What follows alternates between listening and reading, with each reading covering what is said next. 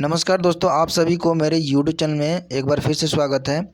आज मैं रेलवे से संबंधित एक इम्पॉर्टेंट नोटिफिकेशंस लेकर आया हूं, जिसमें आरपीएफ की न्यू वैकेंसी रिलीज़ हुई है। नई वैकेंसी आई हुई है रेलवे प्रोटेक्शन फोर्स यानी कांस्टेबल की। तो उसके रिगार्डिंग उसमें कितनी पोस्ट हैं, उसमें कितनी एज की ज़रूरत है, एज की रिक्वायरमेंट क्या है, एग्ज़ाम पैटर्न क्या है, ऑनलाइन होगी ऑफलाइन होगी, उसमें एजुकेशन क्या खोजा है, फ़ी कितना, एग्ज़ाम फ़ी कितनी है, और कैटेगरी वाइज वैकेंसी क्या दिया गया है, और सिलेबस क्या क्या है, फिजिकल स्टैंडर्ड क्या होगा कांस्टेबल के लिए, और डॉक्यूमेंटेशंस क्या क्या ज़रूरत है, एंड देन लास्ट में सिलेक्शंस के बाद ट्रेनिंग क्या क्या होगा। उसके रिगार्डिंग ये सारी नोटिफिकेशंस और जानकारी मैं शेयर करने जा रहा हूँ। तो चलिए देखते हैं दोस्तों। तो दोस्तों आप यहाँ देख सकते हैं, आवेदन जो प्रारंभ होने की जो तिथि दिया गया है वो 15 अप्रैल 2024, ठीक है। और जमा करने की जो तिथि जो है वो 14/5/2024 यानी कि 14 मई तक आप 12:59 तक कर सकते हैं, ठीक है। और फॉर्म भरते समय कोई भी गलती हो जाती है तो उससे रिलेटेड कुछ भी इम्प्रूवमेंट की ज़रूरत है, मैंने उसमें सुधारने की ज़रूरत है, तो आप 15 मई 2024 से लेकर 24 मई 2024 तक आप कर सकते हैं। ये जो कांस्टेबल की वैकेंसी आई हुई है दोस्तों, इसमें महिला और पुरुष दोनों कर सकते हैं, ठीक है। और ये जो होगी ऑनलाइन मोड में होगी, ऑनलाइन फॉर्म कराना पड़ेगा। और इसमें देख सकते हैं यहाँ पे ये कांस्टेबल पोस्ट के लिए आया हुआ है, और जो पे लेवल जो है 7 पे कमीशंस मिलेगी उसमें। और जो इसका जो बेसिक पे है वो 21,700 से लेकर आगे, इसमें तो दिया नहीं है, आगे देखते हैं उसमें डिस्कस करते हैं।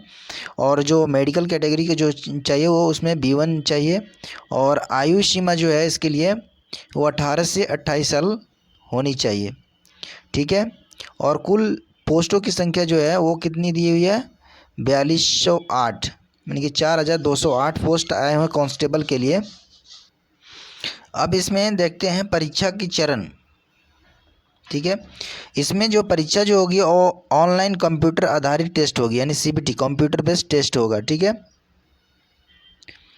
ठीक है, उनके प्रदर्शन के आधार पर पुरुष और महिला भूतपूर्व सैनिकों के लिए प्रत्येक संवर्ग में रिक्तियों की संख्या के 10 गुना सीमा तक शारीरिक दक्षता परीक्षा यानी कि PT और शारीरिक मापन परीक्षण एवं दस्तावेज सत्यापन के लिए उम्मीदवार को शॉर्टलिस्ट किए जाएंगे, ठीक है।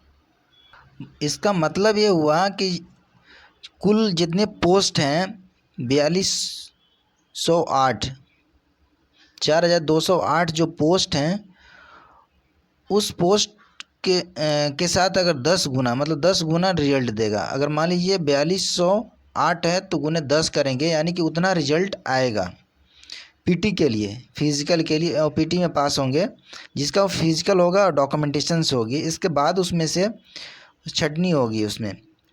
तो इस इतना तो क्लियर हो गया कि कुल पोस्ट का 10 गुना PT में रिजल्ट देगा। अब चलते हैं नेक्स्ट।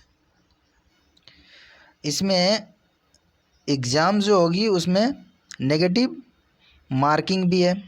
आप यहाँ देख सकते हैं, यहाँ पे देखिए नकारात्मक अंकन है। नकारात्मक प्रत्येक गलत उत्तर के लिए 1/3 अंक उसमें से काटा जाएगा, ठीक है। मतलब 3 क्वेश्चंस अगर गलत होते हैं तो उसमें से 1 नंबर काट लिया जाएगा। तो इतना तो क्लियर होगा कि ये जो भी एग्ज़ाम होगा उसमें नेगेटिव मार्किंग होगी। अब चलते हैं आगे, देखते हैं क्या है। इसमें से एक इम्पॉर्टेंट नोटिस है यहाँ पे कि जिन उम्मीदवारों को, यहाँ पे देख सकते हैं, यहाँ पे दिया हुआ है जिन उम्मीदवारों को भारत सरकार यानी कि जिन उम्मीदवारों को भारत सरकार या राज्य सरकार या PSU किसी अन्य सरकारी संगठन द्वारा सेवा से बर्खास्त कर दिया गया है, वे पात्र नहीं हैं और उन्हें आवेदन नहीं करना चाहिए। मतलब जिसको कोई जॉब में तो पहले थे और उनको गवर्नमेंट ने उसको निकाल दिया गया है, तो वैसे कैंडिडेट इसमें वो अप्लाई नहीं कर सकते हैं। ठीक है,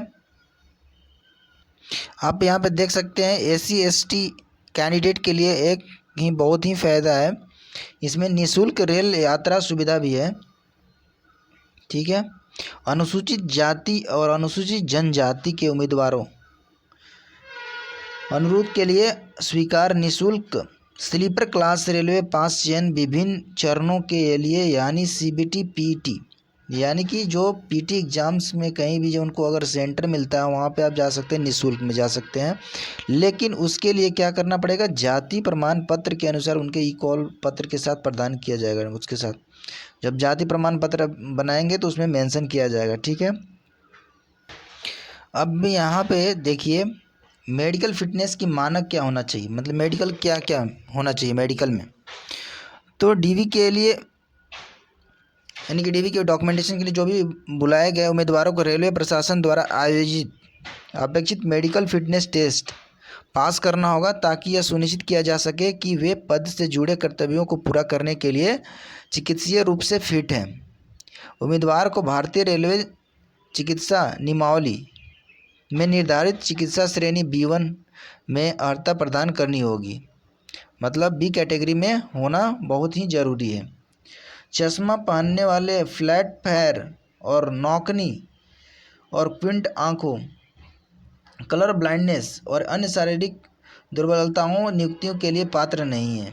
मतलब जो चश्मा पहनने वाले हैं, फ्लैट फुट जिसको बोलते हैं, फ्लैट फुट जो होते हैं, कुछ कुछ बंदे का फ्लैट फुट होता है, नौकनी होता है जो दोनों घुटने टच होते हैं। ठीक है, एंड स्क्विंट आंखें जो होती है, उससे कलर ब्लाइंडनेस जिसको दिखती नहीं है। ठीक है, तो वैसे कैंडिडेट इसके लिए एलिजिबल नहीं है। मेडिकल परीक्षा के लिए भेजने से रोज़गार गारंटी नहीं होगा। ठीक है, इसका मतलब यह है नहीं है कि उम्मीदवारों को चयन सूची में शामिल किया गया है। ठीक है, तो ये थी मैंने मेडिकल में क्या क्या ज़रूरत है और कौन कौन से कैंडिडेट इसके लिए एलिजिबल है उससे रिलेटेड इसमें दिया गया है। अब इसमें आप देख सकते हैं इसमें आयु सीमा क्या होना चाहिए, इसका एज क्या होना चाहिए वो देखिए। अब पोस्ट के बारे में जान गए, कांस्टेबल्स का पोस्ट आया हुआ है। इसमें जो है ये जो एज जो काउंट होगा वो होगा 1/7/2024 को लेकर एक बेस लेकर चलते हैं, जिसमें मिनिमम एज होना चाहिए 18 साल और मैक्सिमम 25 साल। ठीक है,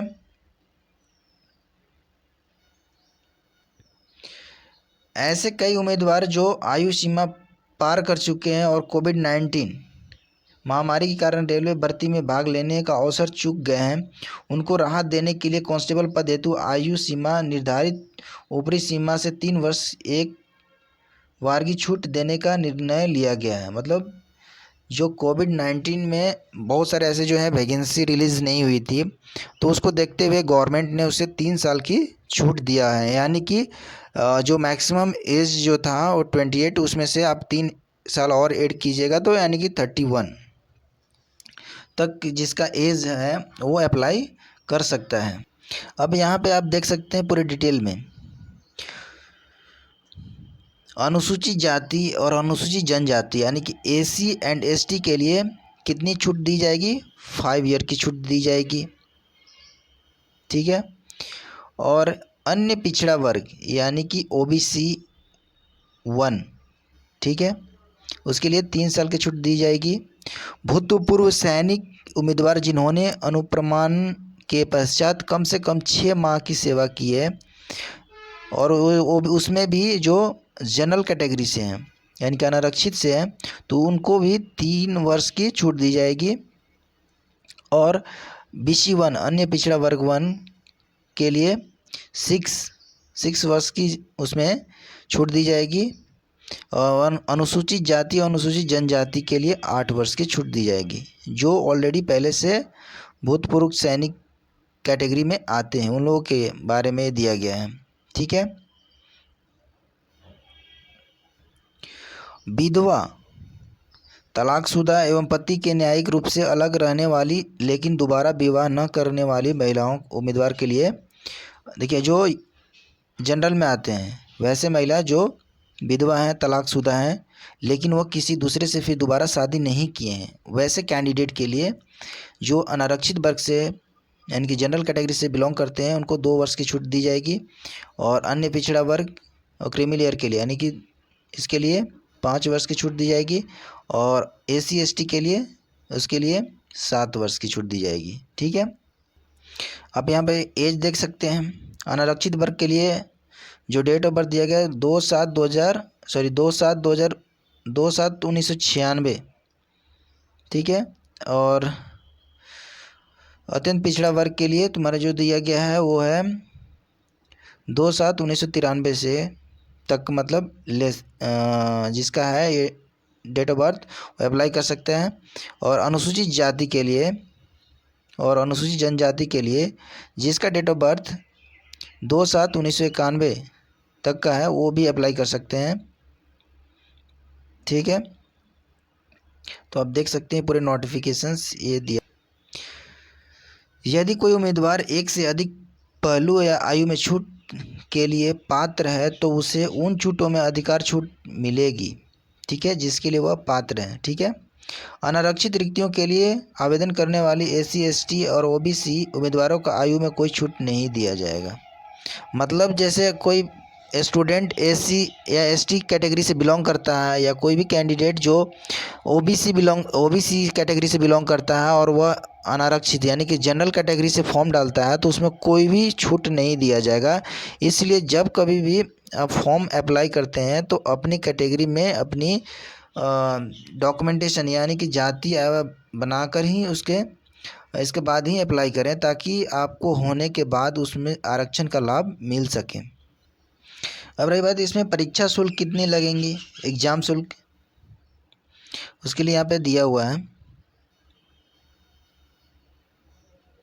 तो सभी वर्ग नीचे जो क्रम संख्या 2 में उल्लिखित छूट प्राप्त होंगे कि कितने के लिए दिया गया है, इसमें दिया गया है ये 500 परीक्षा शुल्क जो है कितने लगेंगी, 500 लगेंगी।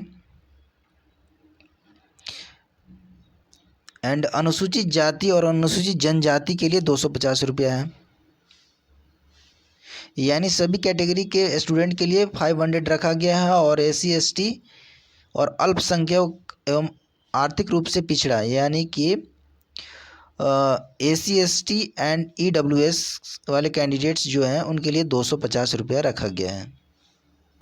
अब इसमें मैं एक आरक्षण की बात करते हैं। इसमें आरक्षण किन किन कैंडिडेट को मिलेगा, तो आप देख सकते हैं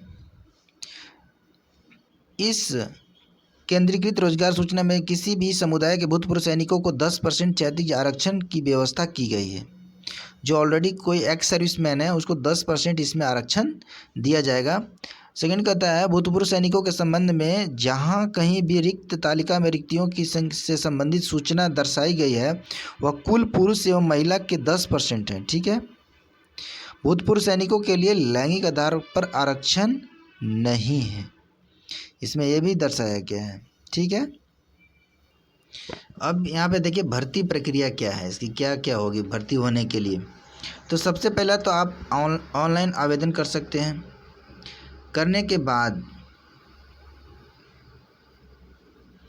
उसका सबसे पहला क्या होगा, कंप्यूटर बेस्ड टेस्ट होगा, CBT। ये कंप्यूटर बेस्ड जो आता है उसमें आपका टेस्ट होगा। इसके बाद फिजिकल होगी, फिजिकल फिटनेस PT होगी। इसके बाद डॉक्यूमेंटेशन होगी। ठीक है, और जो परीक्षा कार्यक्रम स्थानों की जानकारी जो होगा वो किस पे दिया जाएगा, वेबसाइट पे। RPF जो भी रेलवे का जो वेबसाइट है उसके ऊपर ईमेल के थ्रू माध्यम से उम्मीदवारों को दे दी जाएगी कि हाँ इस डेट में एग्ज़ाम होगी और इस डेट में फिजिकल होगी और इस डेट में डॉक्यूमेंटेशन होगी। सब चीज़ आपको ईमेल और वेबसाइट पे अपलोड कर दिया जाएगा। अब इसमें आप देख सकते हैं कंप्यूटर आधारित जो परीक्षा होगी CBT यानी कंप्यूटर बेस्ड एग्जामिनेशंस जो होगी उसमें पहले CBT का पैटर्न और उसका पाठ्यक्रम क्या क्या होगा आप देख सकते हैं। कुल जो होगा टोटल 1.5 घंटा का एग्ज़ाम होगी यानी कि 90 मिनट की एग्ज़ाम होगी और कुल 120 क्वेश्चंस होंगे।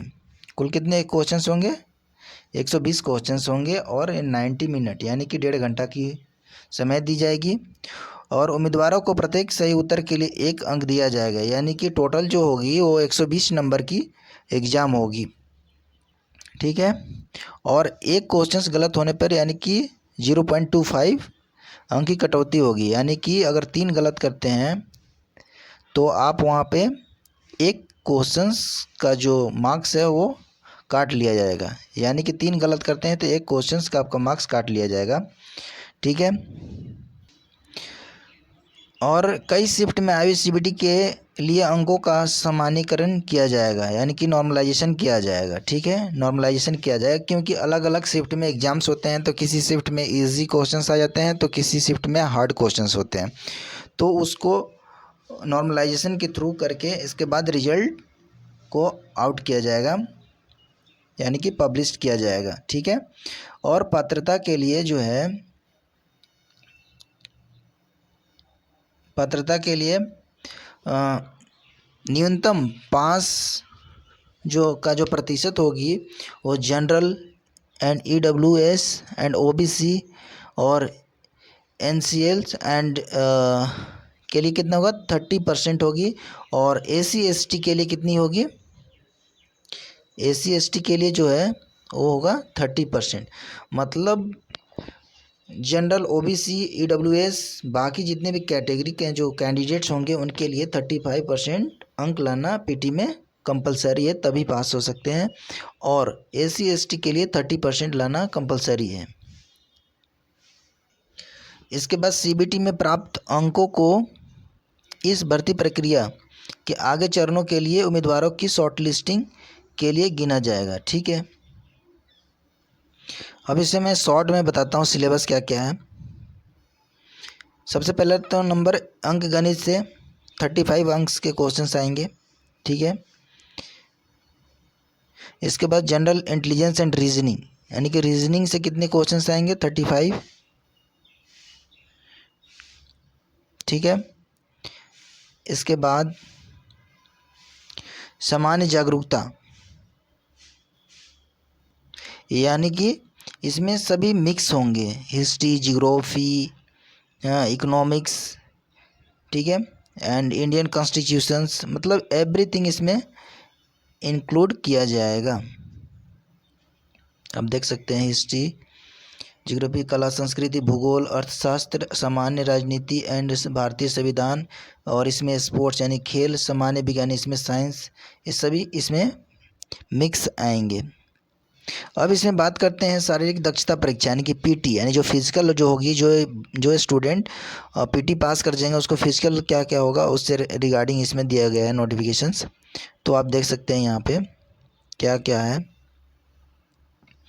ऑनलाइन कंप्यूटर आधारित टेस्ट सीबीटी में उनके प्रदर्शन के आधार पर पुरुष एवं महिला भूतपूर्व सैनिकों के लिए प्रत्येक संवर्ग में रिक्तियों की संख्या के 10 गुना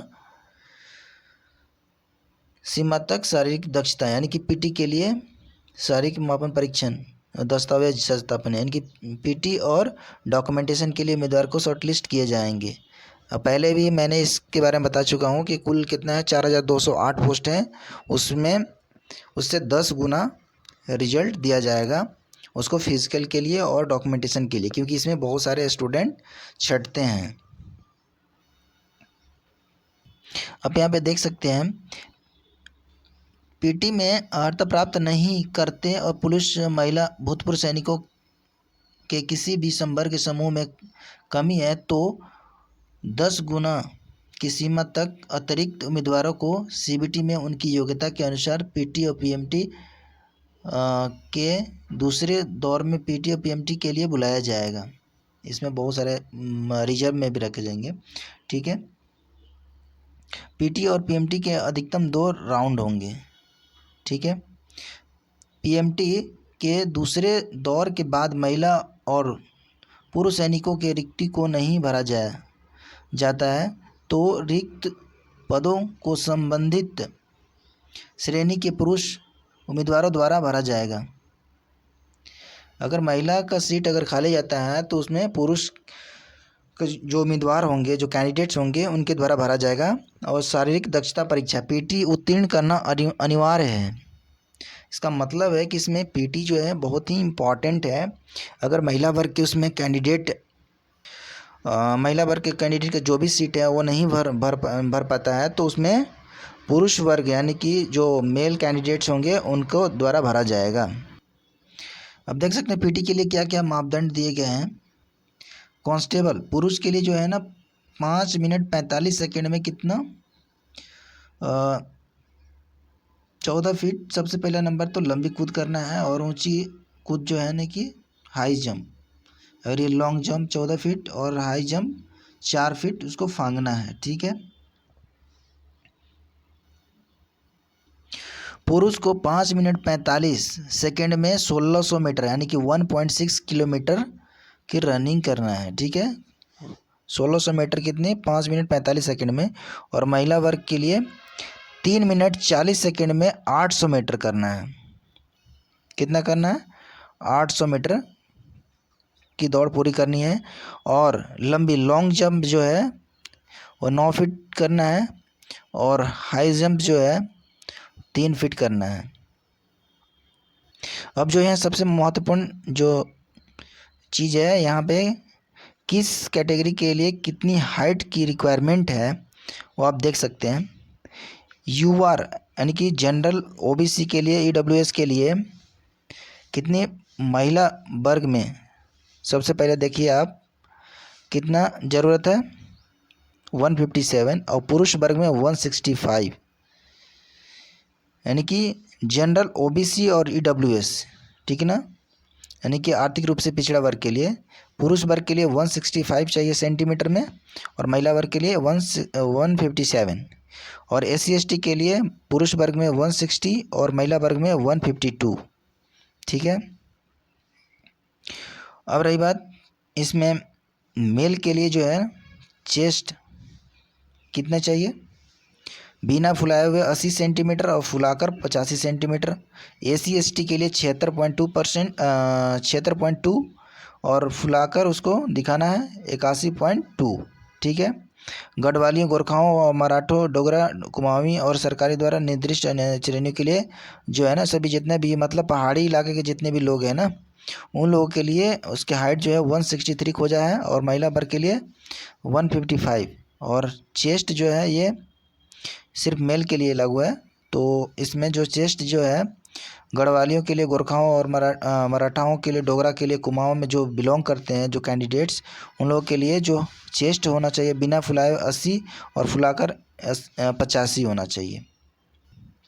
अब यहाँ पे देख सकते हैं 1600 और 800 मीटर स्पर्धा के लिए केवल एक मौका दिया जाएगा, ऐसा नहीं कि दोबारा मौका दिया जाएगा। मतलब 1600 मीटर के जो मेल की रनिंग होगी मेल कैंडिडेट के लिए वो एक ही बार मौका दिया जाएगा, वो 5 मिनट 45 सेकंड में कंप्लीट करना है। और महिलाओं के लिए जो 800 मीटर का जो दिया गया है वो भी एक ही बार दिया जाएगा मौका। ठीक है, पुरुष सैनिकों को PT से छूट दी जाएगी, हालाँकि उन्हें PMT लेना होगा। मतलब इसका हुआ कि जो पुरुष सैनिक जो एक्स सर्विसमैन है, जो पुरुष सैनिक हैं जो आर्मी, एयरफोर्स, नेवी ये सबसे जो ऑलरेडी रिटायरमेंट है एक्स सर्विसमैन है उन लोगों को PT में छूट दी जाएगी। ठीक है, और PMT यानी कि मेडिकल में उसे लेना होगा, मेडिकल तो होगा लेकिन PT में उसको छूट दिया जाएगा। ठीक है, उम्मीदवार को पात्र होने के लिए उपरोक्त मापदंड के अनुसार सभी टेस्ट में अर्हता प्राप्त होनी, सभी टेस्टों में पास होना जरूरी है। ठीक है, पुरुष उम्मीदवारों के लिए जिनके पास न्यूनतम ऊंचाई नहीं है, ठीक है, उन्हें छाती की माप के लिए नहीं माना जाएगा। मतलब जो हाइट में अगर जो छट गए उनको छाती की मापने की कोई ज़रूरत नहीं है, उसे निकाल दिया जाएगा। ठीक है, 1600 मीटर और 800 मीटर 1600 मीटर और 800 मीटर में अर्हता प्राप्त करने वाले सभी उम्मीदवारों को ऊंचाई और छाती के संबंध में पात्रता के लिए मापा जाएगा। ठीक है, और जो इन सभी में पास नहीं होगा, जो न्यूनतम ऊंचाई और छाती का जो भी रखा गया है क्राइटेरिया, अगर उसमें पास नहीं होते हैं तो उसे PMT में असफल माना जाएगा। ठीक है, अब रही बात इसका प्रशिक्षण यानी कि ट्रेनिंग। चयनित उम्मीदवारों को रेलवे प्रशासन द्वारा तय किए गए RPF और RPF प्रशिक्षण केंद्र और अन्य किसी अन्य संस्थान में से किसी एक में कठोर प्रारंभिक प्रशिक्षण करना होगा। प्रशिक्षण के अंत में अंतिम परीक्षा उत्तीर्ण करना बल में नियुक्ति के लिए आवश्यक है। ठीक है, ये सब थी नोटिफिकेशन। तो दोस्तों ये थी एक इम्पॉर्टेंट जानकारी जो मैंने आप सभी के साथ शेयर किया। तो अगर मेरा वीडियो अच्छा लगा तो लाइक एंड सब्सक्राइब करना ना भूलें। Okay, bye bye, take care.